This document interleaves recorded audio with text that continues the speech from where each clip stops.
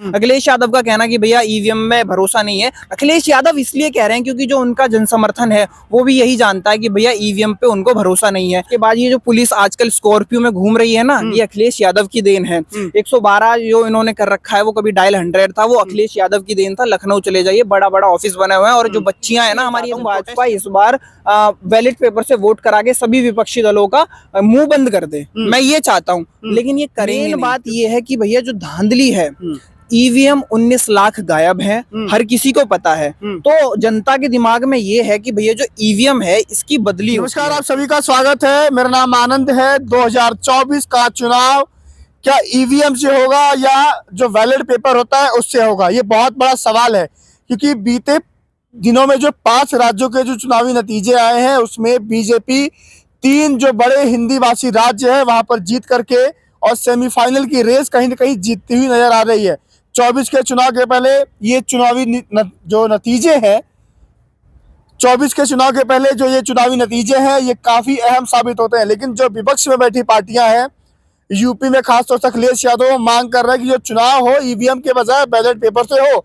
क्योंकि देखा गया था कि 2022 के समाजवादी पार्टी चुनावी नतीजों में देखा गया तो जो बैलेट पेपर से जो काउंटिंग हुई थी, जो वोटिंग हुई थी, उसमें समाजवादी पार्टी 300 प्लस सीटें जीती थी।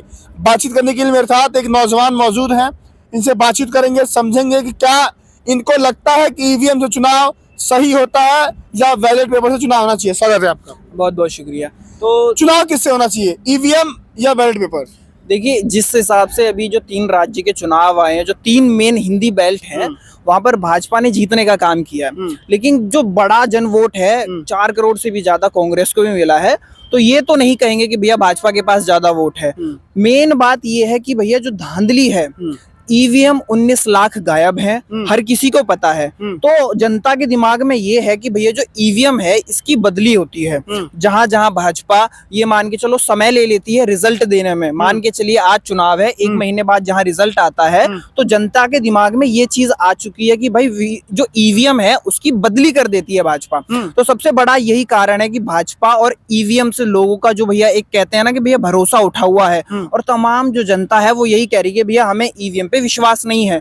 तमाम जनता ऐसी भी है जो ईवीएम को देखकर वोट देने भी नहीं जाती। ये एक सत्य है। अगर आप सर्वे करेंगे ग्राउंड पे तो बहुत से लोग यही कहेंगे कि हमें मशीन पे विश्वास नहीं है। मशीन पे विश्वास ना होने के बहुत सारे कारण हैं। आप देखते हैं जो आप स्मार्टफोन यूज करते हैं, उस स्मार्टफोन से आप बैठे बैठे 1 टिक 2 टिक में कहीं से कहीं पैसा भेज देते हैं। वहीं पे इतने सारे करप्शन भी होते हैं कि भैया उसी फोन से आपने गलती से भी टैप कर दिया, ये लिंक खोल दिया, वो लिंक खोल दिया, आपका अकाउंट भी साफ हो जाता है। तो जो चीज इंसान ने बनाई है, जो मनुष्य ने बनाई है, उसमें गलती होने की पूरी गुंजाइश है।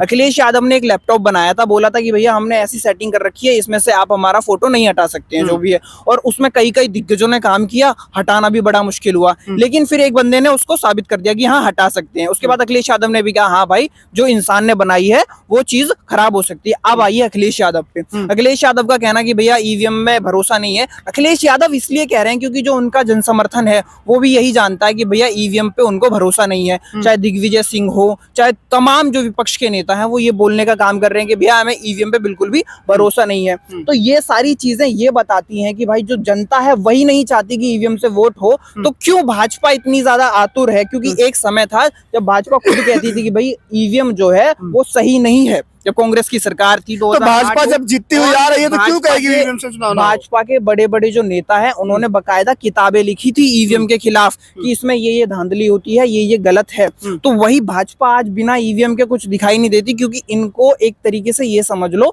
तुरुप का इक्का मिल गया है। सबसे बड़ा सवाल यहाँ ये पैदा होता है जो इनको जनता के दिमाग से निकालना पड़ेगा कि जो 19 लाख ईवीएम है आखिर वो गए कहाँ? अगर वो गए हैं तो जनता के दिमाग में ये जरूर रहेगा कि भाई जो टाइम लेते हैं इसमें ये लोग धांधली कर देते हैं ईवीएम बदलने का। कौन सा टाइम लेते हो? थोड़ा वो टाइम वाला बताइए। तो टाइम थोड़ा ऐसा आप देखिए, अभी कर्नाटक के चुनाव हुए थे, ठीक है, तो यहाँ पर आप देखो 3 दिन में रिजल्ट आया था। मान के चलिए 30 तारीख को यहाँ पर वोटिंग, 10 तारीख को वोटिंग हुई थी, 13 को रिजल्ट आ गया। तो मैं एक एग्जांपल आपको दे रहा था। तो 3 दिन का टाइम है, तो 3 दिन में भैया इतने बड़े बड़े ईवीएम होते हैं, कंटेनर में आना जाना, आप कहाँ से गेम खेल जाओगे? लेकिन वहीं पर जहां जहां आपने 10 दिन 15 दिन 20 दिन जब लिए तो उसमें सब भाजपा के पास यहाँ पे रिजल्ट गया है। तो ये दिमाग में लोगों के है कि भैया वो जो ईवीएम गायब है क्या ये बदली हो रहे हैं, इसलिए जरूरी है यहाँ पर। और कोई बड़ी बात नहीं है, इससे पहले भी भाई चुनाव वहां बैलेट पेपर पे होते थे। जनता को ये तो पता होता था कि हाँ मैंने जहाँ ठप्पा मारा है उसी को वोट जा रहा है। लेकिन यहाँ गेम क्या हो रहा है, जो हम बटन दबा रहे हैं हमें पता ही नहीं है कि वो वहां जा रहा है या नहीं जा रहा है। कभी कभी ऐसा भी होता है ना तो कि भाजपा एक बात है, अगर ईवीएम पर अगर सारा खेल होता तो भाजपा तेलंगाना क्यों हार जाती,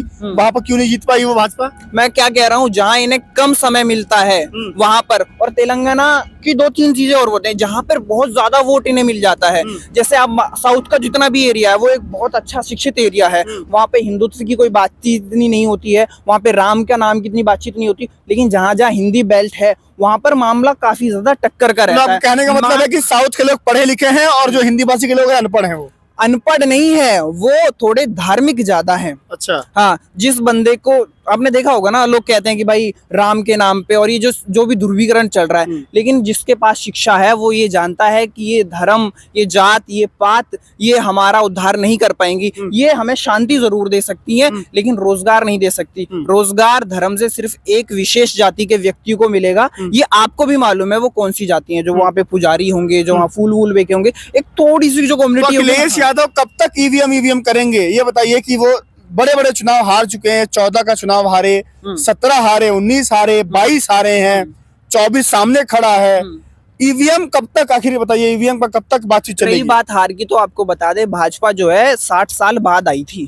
भाजपा को 60 साल लग गए थे भैया सत्ता में आने के लिए, और 2 साल 3 साल के लिए आती थी फिर चली जाती थी। तो हार की बात तो ऐसी है, संघर्ष अगर उन्होंने नहीं किया तो कैसे बड़े नेता बनेंगे। तो हार उन्हें सिखा रही है कि हाँ भाई चीजें उनके विपरीत है, और लोगों को समझाना मनाना बहुत जरूरी है। और इस समय पे जो भाई राजनीति चल रही है ना, वो मुद्दों की नहीं चल रही है। आपने देखा हो इतना विकास के जो कार्य करे हैं अखिलेश यादव ने, क्या वोट मिला उससे? वहीं पे राजस्थान आप एक युवा है, यूपी के युवा है, अखिलेश के कौन से काम आपको पसंद है, अखिलेश ने क्या किए हैं? आप मुझे उनके 2-4 काम जो है वो नापसंद वाले बता दीजिए। ऐसा कोई, उन्होंने बिजली देने का काम किया, अच्छे अच्छे पावर प्लांट लगाए यहाँ पर बिजली का, अच्छी बिजली आई है और गांव गांव तक बिजली पहुंची है। उसके बाद ये जो पुलिस आजकल स्कॉर्पियो में घूम रही है ना, ये अखिलेश यादव की देन है। 112 जो इन्होंने कर रखा है, वो कभी डायल 100 था, वो अखिलेश यादव की देन था। लखनऊ चले जाइए, बड़ा बड़ा ऑफिस बने हुए हैं, और जो बच्चियां है ना हमारी अभी प्रोटेस्ट कर रही थी, वो अखिलेश यादव ने उनको नौकरी दी थी, जो भाजपा सरकार इनका वेतन बढ़ाने का काम नहीं कर रही है। ये 4-5 एग्जाम्पल हैं मोटे मोटे, और ये बड़े एग्जाम्पल हैं। उसके बाद आप ऐसा क्या चीज है, भर्ती में भी उन्होंने काम करने की कोशिश करा, जो आज यहाँ पे शिक्षा मित्र बने बैठे हैं, बच्चे जो रोज प्रोटेस्ट कर रहे हैं। आखिर ये सब परिणाम क्यों नहीं दे रहे हैं भाई? जो सपा ने किया उसको ये खराब करने का काम कर रहे हैं। हाँ, एक जोर बहुत लगाते हैं कि भैया सड़कें बना दी, और भैया सड़कें ऐसी बनाई है लल्लन टॉप। तो सड़कें बनाने का मैं आपको बता दूं, ज्यादातर जो उद्योगपति होते हैं ना, पैसा वो लगाते हैं, टोल टैक्स वो लगाते हैं, वही कमाते हैं। सारा का सारा प्रॉफिट किसको जाता है? ज्यादातर उद्योगपति को। और आप देखिए हमारे भारत का जो मूल संस्कृति थी ना, वो गायब होती जा रही है। आपको अब चाय पूछी जाती है दही की जगह, दूध की जगह। वहीं पे आपको कोल्ड ड्रिंक पूछी जाती है दही की जगह, दूध की जगह। अब आप गाँव में जाओगे तो आपको कोई भी ये नहीं कहेगा कि हाँ आज मैंने मक्खन निकाला है, उसका खाना खिलाता हूँ। तो ये जो उद्योगपतियों का फायदा हो रहा है, कंपनी वालों का फायदा हो रहा है, जगह जगह हाईवे बना करके। आम जनता इतनी ज्यादा पैसे वाली नहीं है, वो भी बेचारी सर्विस रोड पे, टूटी फूटी रोड पे चलती है। हाईवे पे सिर्फ पैसे वाले चलते हैं, पैसे वालों के ट्रक चलते हैं। अच्छा, एक बात बताइए, ईवीएम की बात अखिलेश कर रहे हैं, तो अखिलेश यादव अगर ईवीएम को बैन करवा देते हैं, या ईवीएम तो चुनाव नहीं होता है अगर, तो क्या अखिलेश यादव 24 में सत्ता में आ जाएंगे? लगता है कि दिल्ली पहुंचेंगे, या समाजवादी पार्टी यूपी में अच्छी खासी सीट ला पाएगी इस बात पे? तो सबसे मेन बात यही है। और भाजपा को डर क्या है? भाजपा जैसे बोलती है कि हाँ हमारे पास हमारा इतना % वोट है, सब जनता में प्यार कर दिए, तो चाहे वो ईवीएम हो, चाहे वो बैलेट पेपर हो, भाजपा को अगर जीतना ही होगा, जनता प्यार करती होगी, तो भैया वो जीत जाएगी। मैं तो ये चाहता हूँ भाजपा इस बार बैलेट पेपर से वोट करा के सभी विपक्षी दलों का मुंह बंद कर दे। मैं ये चाहता हूँ, लेकिन ये करेंगे नहीं, क्योंकि इन्हें मालूम है कि भैया अगर थोड़ा बहुत अंतर रहा तो वो ईवीएम ही है जिससे हम आगे बढ़ पाते हैं। तो अखिलेश को अब लगता है कि 24 में ईवीएम वापसी कराएगा?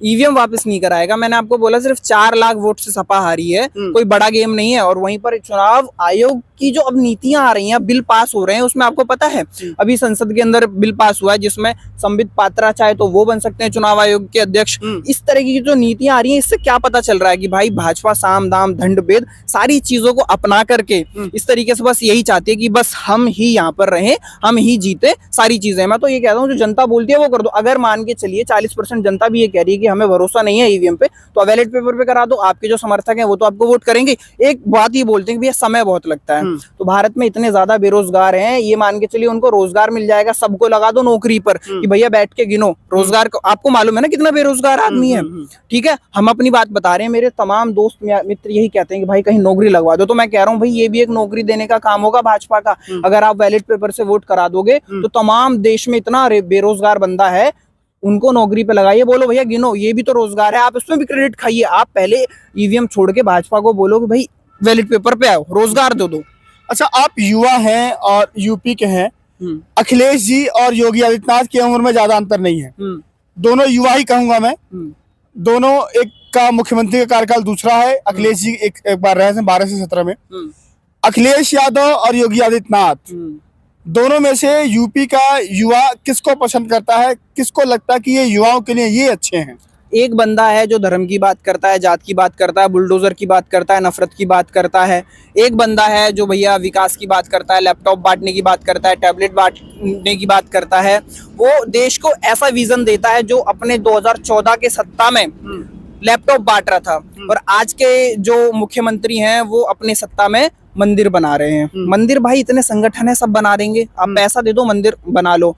आप मंदिर पे इतना प्रचार कर रहे हो, तो मंदिर क्या सभी के लिए है? मैं ये जानना चाहता हूँ। आप एक बार घूम लोगे, एक दिन घूम लोगे, लेकिन अगर आप वहीं पर शिक्षक संस्थान बनाओ, मेडिकल बनाओ, हॉस्पिटल बनाओ, विश्वविद्यालय बनाओ, वहाँ रोज बच्चा जाएगा, रोज विकसित होगा, रोज पढ़ाई करेगा। मंदिर क्या आप रोज रोज चले जाएंगे?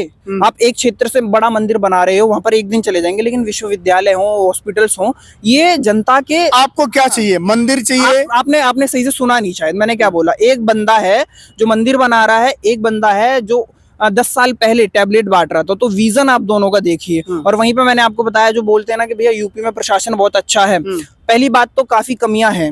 अगर अच्छा भी है तो उनको अच्छा, जो जिक्सर बाइक, जो पल्सर बाइक, जो अपाची बाइक पे जो घूम रहे हैं, वो पल्सर बाइक किसने दी, अपाची किसने दी, वो जिक्सर बाइक किसने दी, 220 सीसी वाली वो बाइकें किस मुख्यमंत्री ने बांटी, ये बता दे। वो स्कॉर्पियो किस, बता दीजिए, किसको नहीं मालूम? अखिलेश यादव की देन है। तमाम उत्तर प्रदेश की जना सब जानते हैं कि भैया अखिलेश ने क्या क्या काम किया है।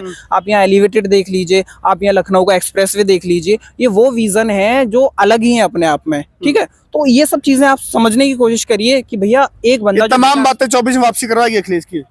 हम तो भाई बस जनता को समझा सकते हैं। अब जो मेरे जैसे युवा हैं वो चीजों को समझे कि भैया जय श्री राम बोलने से क्या आपको रोजगार मिल जाएगा, या फिर पढ़ाई लिखाई संस्थान बन जाएगा, उससे आपको रोजगार मिल जाएगा। अगर एक मेडिकल खुलता है या फिर कोई कॉलेज खुलता है तो वहाँ कितना रोजगार होगा, आपकी पढ़ाई में कितनी सहूलियत होगी, वो चीज़ देखिए। अगर कोई विश्वविद्यालय बनता है तो शिक्षकों की कितनी ज़्यादा हेल्प होगी, शिक्षा कितनी कम होगी। ये सारी चीज़ें मैं ये मानता हूँ सबको पता है, लेकिन एक जो होता है ना, जब धर्म की बात आती है तो थोड़ा सा भटक जाता है। एक दौर होता है, अभी धर्म की बातें ज़्यादा चल रही हैं, तो एक दौर आएगा जब बिल्कुल परेशान हो जाएंगे हमारे जैसे युवा हो या कोई भी हो, तब लौटेंगे विकास की ओर।